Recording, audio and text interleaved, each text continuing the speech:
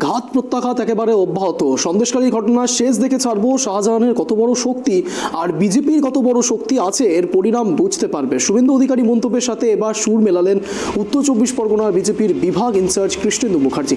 পাশাপাশি শেখ শাহজাহানের বিরুদ্ধে একাধিক বিস্ফোরক অভিযোগ এনেছেন তিনি। দেখুন।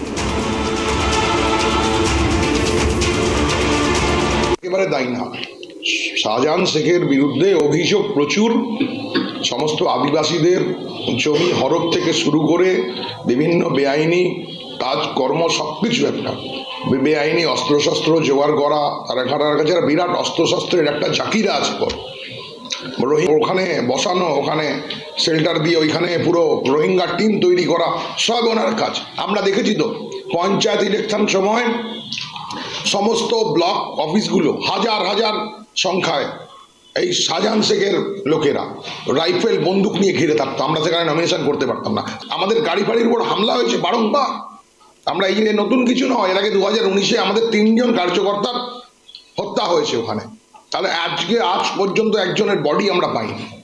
নতুন সে কি সেটা নতুন করে বলবার কিছু না। দেখুন, প্রকাশ্যে শুভেন্দুদা এই জন্য বলেছিল যে এখনো পর্যন্ত আমাদের যে কার্যকর্তারা যে মার্ডার হয়েছে, একজনের এখনো পর্যন্ত বডি আমরা পাইনি। সেই মার্ডার কেসে FIR নেম ছিল শাহজাহান শেখ।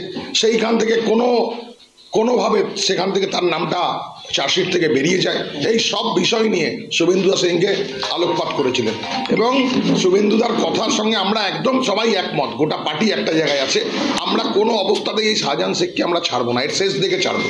আজ যে ঘটনা ঘটিয়েছে এটার পরিণামও সেও দেখবে, তার কত বড় শক্তি আর ভারতীয় জনতা পার্টির কতটা শক্তি।